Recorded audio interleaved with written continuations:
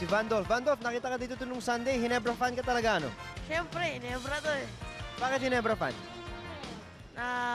Magaling sila, tsaka mabait, tsaka marami rin ako kaibigan dyan. Sino yung mga kaibigan mo dito sa Ginebra?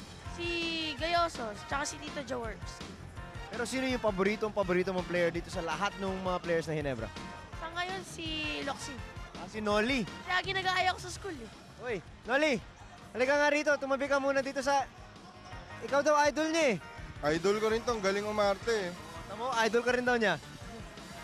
Thank you, thank you, thank you. Okay, ginagaya ka raw niya pare pag tuwing naglalaro siya sa eskwelahan eh. Ha? Ginagaya ka tuwing naglalaro. Yan. Totoo ba talaga yun? Totoo.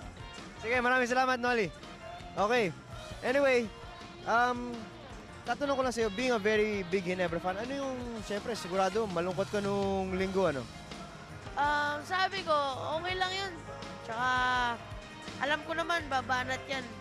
Babanat yan sa third conference. Tsaka, naniniwala ako sa sinabi ni Tito Jowo. It's not yet the end of the world. Okay, tama. Maraming salamat. Baka may gusto kang i-promote.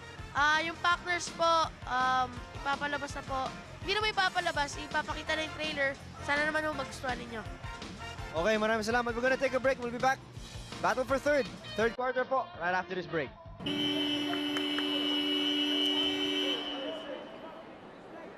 Naghahanap ng leader, ika nga. Pero habang nakikita natin itong mag-ama, interesting faces dito sa Cuneta Astrodome.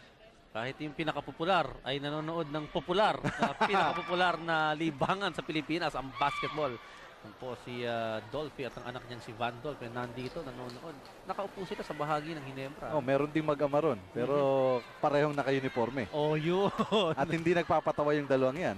Seryoso yan. Lalo na sa Seryoso, basketball seryoso. court.